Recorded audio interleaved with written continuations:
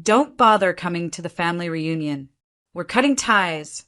That was the voicemail I got from my father at 7:42 p.m. on a Thursday night. No explanation. No lead up. Just those words. Cold. Practiced. Like a business memo, not a message to his only daughter. By the time I finished listening, my hands weren't shaking. My heart wasn't pounding. I just felt still, as if something I had quietly suspected for years had finally been confirmed out loud. I didn't call back. I didn't ask why. I just texted him 2 words. Understood. Then I quietly logged into the loan management portal I had access to, the one tied to the commercial property that supported my family's 3rd-generation business. And I removed my name. That signature, given out of trust 2 years ago, was the only thing standing between their expansion and bankruptcy. I never imagined I'd need to revoke it. But then again, I also never imagined being disowned by voicemail. It took less than 6 minutes. By the time I got up from my desk, the weight I'd been carrying for years had already begun to lift. 36 hours later, I woke up to 78 missed calls from Mom, 13 from Dad, 7 from my older brother, and 1 voicemail from my father's accountant that ended with him screaming, "We need to talk." Immediately, that was the moment I knew. They didn't cut me off. I had finally cut them loose.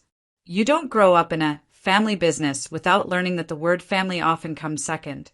My father, Richard, built his company the way he built our household.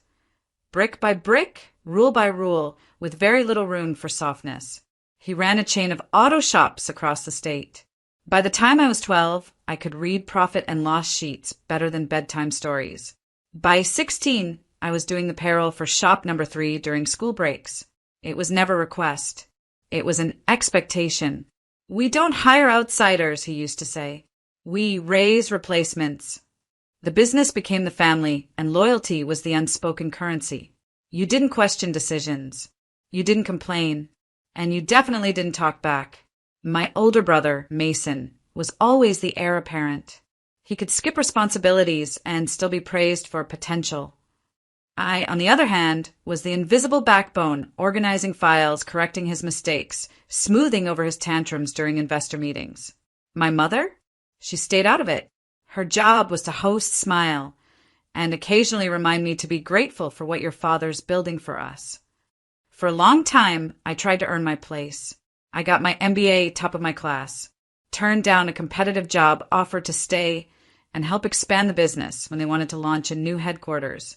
I negotiated the lease terms, secured the best rates, and at the last minute, when the bank asked for a second signer for the operating loan, I didn't hesitate. I signed, because I was raised to believe that family was forever, that if I showed I was loyal, I'd finally be seen. I was wrong. The cracks started showing last year when I questioned some of Mason's expense reports. He'd been billing personal trips to the company card, private dinners labeled client meetings. When I brought it up to my father, he dismissed me flatly. "Don't nitpick your brother. He's learning." 2 months later, they removed me from board meetings to streamline decisions. I was given vague updates, handed edited reports, and told not to worry about the finances.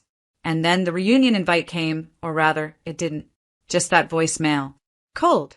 Final. Strategically timed right after I submitted a financial report to the bank that flagged misuse of funds under Mason's name. That wasn't a coincidence. That was a cover-up. And I wasn't family anymore. So I stopped being their safety net. And that's when things truly began to collapse. In hindsight, the signs were everywhere. But when you grow up craving approval, you become fluent in denial. The first real crack was subtle. It was during a budget review, a routine meeting where I pointed out that one of our vendors had submitted duplicate invoices, about $12,000 in padded costs over 3 months. I flagged it immediately, expecting a quick fix. But Mason laughed. "It's a friend of mine. Let it slide. We'll get better terms later." I brought it up to Dad after the meeting. Calmly, professionally. He didn't look up from his desk, just muttered, "You need to stop acting like an outsider." That word stuck in my ribs for weeks. Outsider. Despite managing logistics for 4 expansions, renegotiating our fleet lease at half the cost, and keeping our books spotless for 6 years. I was still just a liability if I asked too many questions. After that conversation, my access to back-end systems slowly shrank. First, I was removed from vendor communications. Then, my login to the loan dashboard stopped working. The company credit card they'd given me expired, but wasn't replaced. Every time I asked, I was told there was a system update or temporary reallocation. And yet, Mason got a new office chair that cost more than my first car. I started keeping a private folder on my home computer.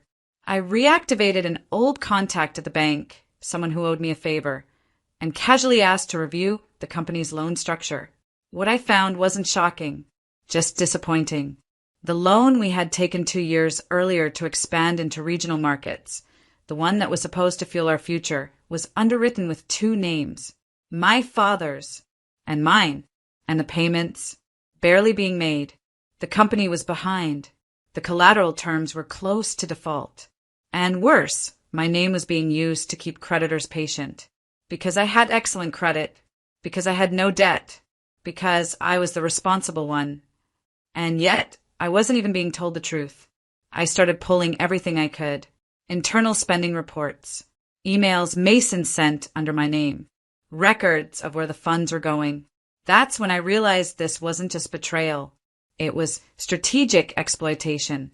They'd been phasing me out of the family, but keeping me just close enough to cash in on my signature, until they didn't need me, until I flagged the truth to the bank. And suddenly, I wasn't family anymore. I was inconvenient. When the voicemail came, it didn't shatter me. It confirmed everything I already knew, and it gave me permission to do what I'd already started preparing for. I didn't respond emotionally. I didn't argue. I didn't ask why. Instead, I took a deep breath, opened my laptop, and clicked into the secure folder I'd labeled Redemption Plan. Inside, a digital copy of the loan agreement I had signed 2 years ago, evidence of loan misuse, my communications with the bank, a termination request Danielle had drafted weeks earlier. Yes, the same Danielle from law school, the woman who had helped Elena take down her husband in a different life. Some connections are worth keeping. Danielle and I had reviewed the terms multiple times. I had signed as a co-applicant, but not as a guarantor.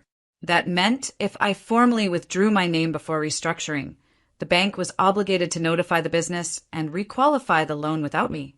And without me, their financial standing crumbled. Danielle said one line that stayed with me. Don't scream, don't warn. Just move the brick holding the wall up and let it fall. So that's what I did. I submitted the withdrawal online. It took 4 minutes. Then I emailed the bank my evidence, vendor fraud, personal misuse of funds, and changes in my access that proved I was being deliberately shut out. The bank froze the account within the hour. Quietly, no notice to them. They needed time to review the irregularities. In reality, they were scrambling to calculate how risky this loan had just become. And while they scrambled, I called the accountant. Mine, not my father's. I explained the situation. We went over my exposure, personal credit impact, and asset protection. I'd moved my savings into a trust the week before. My credit lines were now firewalled. They couldn't touch me. Then I waited. 36 hours after I removed my name, the messages started. My mom's missed calls. Mason's texts. What the hell did you do? Dad's emails, call me now. Urgent. And finally, a voicemail from his accountant, voice shaking with panic. The loan is collapsing. The bank's pulled support. We're at risk of default. You need to fix this. Now. I played it twice, not because I didn't understand, but because it sounded like justice. And justice, when it finally arrives, doesn't scream. It echoes. The first call I answered was from my mother. Her voice trembled, not with anger, but with desperation. Sweetheart, what's happening? Your father says the bank is freezing the accounts, that they might recall the loan. They said, you signed something. I stayed silent for a moment, then said, I removed my name. That's all. Her breath caught. But you can't just do that. Actually, I can. And I did. Elena, she whispered, this affects all of us. No, I replied gently. You made sure it didn't. Click. I didn't owe them explanations. Not anymore.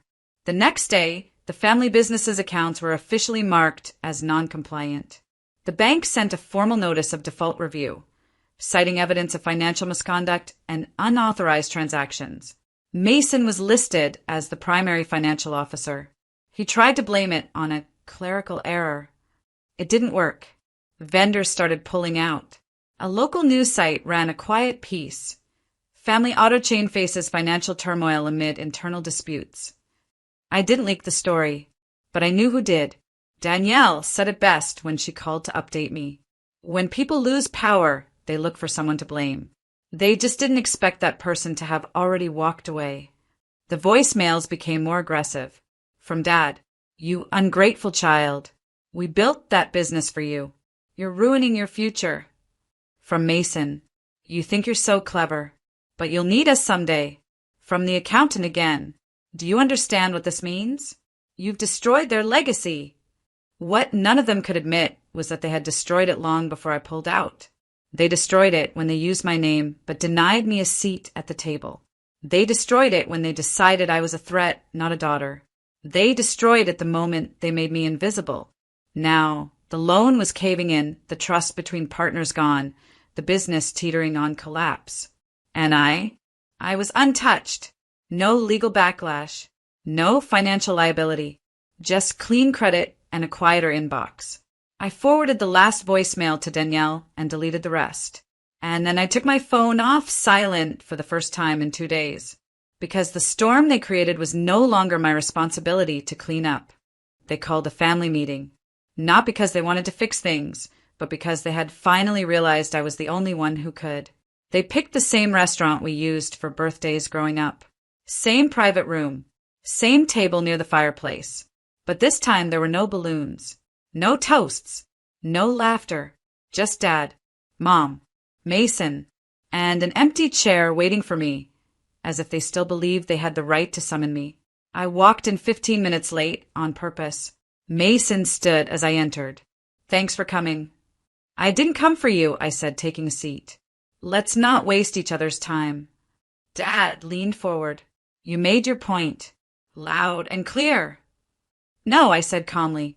"The bank made my point. I just stopped protecting your lie." His jaw tensed. "We're trying to hold this together. You think you're punishing us, but you're punishing the legacy your grandfather built." "Grandpa didn't build a legacy," I replied. "He built a garage. You turned it into a dictatorship." Mason scoffed. "Oh, come on. We gave you everything." I looked him dead in the eye. "You gave me a job, not a voice." The silence that followed was suffocating. Finally, my mother spoke, quietly. "What do you want, Elena?" And that was the question, wasn't it? What did I want? Not revenge. I had already taken that. What I wanted was clarity. I stood, placing a sealed envelope on the table. "This is a signed affidavit confirming I've permanently withdrawn from the company loan, the board, and all business operations. You will never use my name again." Dad opened his mouth. "I'm not finished," I said. "I'm also submitting an anonymous tip to the state auditor. There are funds missing, vendors unpaid, payroll inconsistencies. It's your mess now. Fully. Legally." Mason's face went red. "You'd destroy us over ego?" "No," I said, collecting my purse. "I'm not destroying anything. I'm just removing the illusion that I was ever part of it." As I walked toward the door, my father said the last thing I ever expected. "Elena, please." I paused, not from hesitation, but from satisfaction. Then I said, without turning around, "You left a voicemail telling me we're done. I'm just agreeing with you, formally." And then I walked away. I thought walking away would feel like a fall. But it didn't. It felt like finally breathing in a room where the air wasn't rationed. For the first time in years, I woke up without checking my inbox for fires I didn't start. My calendar wasn't crammed with meetings I wasn't invited to speak in. And my phone didn't ring unless someone actually wanted to hear from me. I moved into a small loft downtown, open windows, quiet mornings, and enough space for both a desk and my peace of mind. I started consulting for small women-run startups, helping them do what I was never allowed to do: make decisions. Turns out the skills I sharpened in silence were gold in the right hands. One of my first clients asked why I left the family business. I told her, because I stopped confusing being useful with being respected. She nodded like she'd heard those words in her own life too. I saw Danielle often. We met over coffee, and she kept trying to convince me to start something official, a boutique firm that helps women get out of toxic business ties and protect their futures. We sketched out a name on a napkin, Anchor and Flame, because sometimes you steady a ship, and sometimes you burn it down. Within a month, we had our first 3 clients. Not just women from broken partnerships, but daughters, wives, and sisters who'd been told they were part of something until they dared to ask for control. Helping them didn't heal me. It reminded me that I'd already done that. I didn't need apologies from my father, or respect from my brother, or recognition from anyone who had trained me to shrink. I had what they never gave me, not inheritance or legacy, but freedom. And freedom, once it's tasted, doesn't settle for less. 3 months after Courtroom settled it all, I got one final envelope from the family business. It wasn't from my father or Mason. It was from the bank. Inside was a simple letter. The commercial loan tied to your name has been fully transferred and settled. No further obligation remains. No, thank you. No apology. Just a clean line drawn in ink and legality. I smiled. Closure doesn't always come from the people who hurt you. Sometimes it arrives as a final balance statement with zeros across the board. I placed the letter in a file marked complete and slid it into the back of my cabinet. That night, I lit a candle on my loft windowsill and opened the window wide. Outside, the city hummed, distant but alive. I thought about that voicemail one last time. Don't bother coming to the reunion. We're cutting ties. They wanted silence, obedience, absence, and they got all 3. But what they didn't expect was that I would thrive in that silence, that I would build something not out of revenge, but out of truth, that I would become more than the invisible daughter they used for signatures and silence. I poured myself a glass of wine, opened the latest client file, scribbled a note to a woman named Mira, whose husband had locked her out of their bakery's books. Under it, I wrote, "You're not difficult. You're just finally visible." The candle flickered. The air moved.